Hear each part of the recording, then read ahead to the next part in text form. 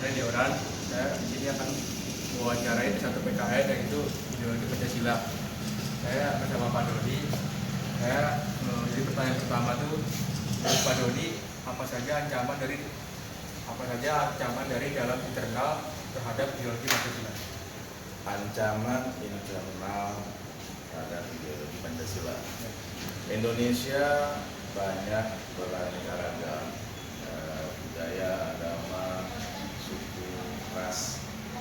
Udah pasti ada ancaman karena konflik-konflik yang terjadi di beberapa daerah yang cenderung tidak menganggap adanya Pancasilais, NKRI.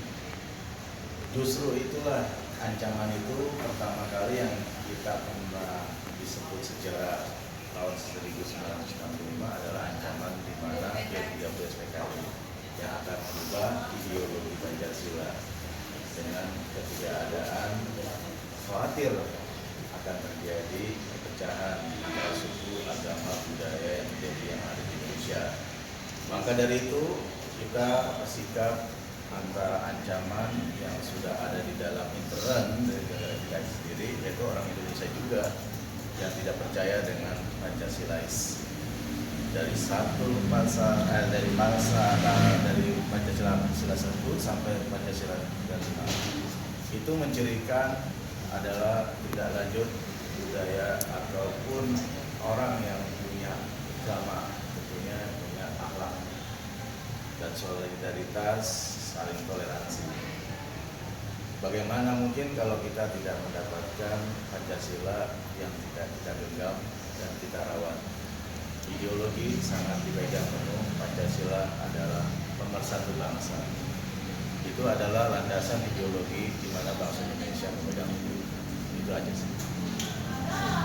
Yang kedua, pengaruh dari luar atau eksternal yang dapat melemahkan nilai-nilai Pancasila.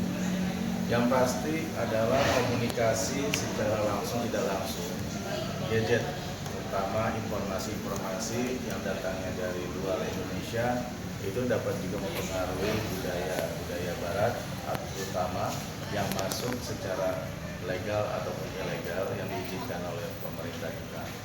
Saya khawatir ya, antara rejim-rejim sekarang ini membolehkan suatu kolonialisme, liberalisme terhadap budaya asing. Contoh adanya suatu festival musik ataupun adanya suatu budaya-budaya yang ada masuk, yang ada asing, westernisasi, kebebasan bergaul, LGBT, itu juga mempengaruhi karena memang sangat erat antara hubungan baik bilateral maupun internasional. Hubungannya yaitu adalah kebaikan-kebaikan antara budaya yang ada dipertahankan, budaya luar sangat dijaga, disaring atau difilter. Itu saja sih. Ketiga apa sih Pak contoh dari gangguan tersebut di dalam kehidupan sehari-hari? Kehidupan sehari-hari gangguan itu banyak banget ya. Kebiasaan antara anak muda dengan anak muda zaman bapak itu jauh sekali. Kontrol sosial orang tua sangat kurang sekarang. Kebebasan dalam berinteraksi, kebebasan dalam bergaul itu sangat diberikan kepada mereka zaman Z.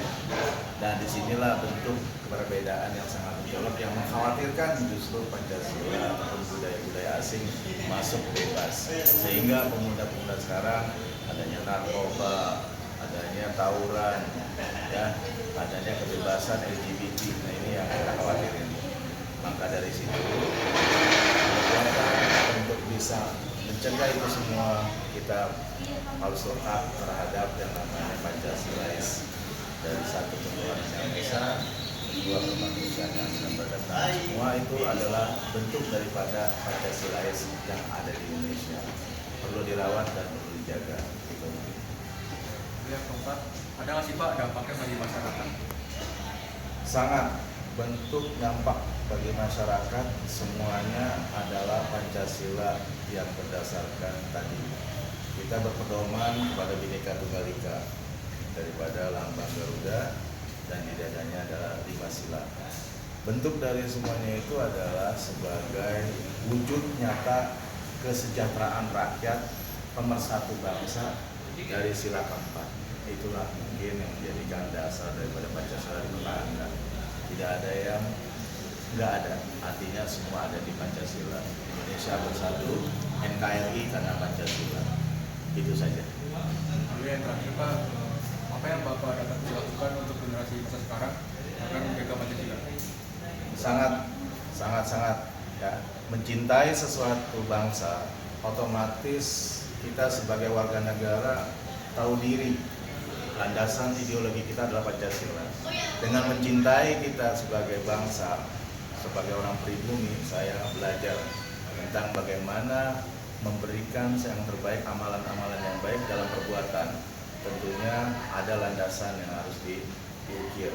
Butiran butiran Pancasila mencirikan bahwa kehidupan kita harus Pancasilais. Yang pertama, toleransi, kebaikan dalam keadilan, dalam mentaati hukum.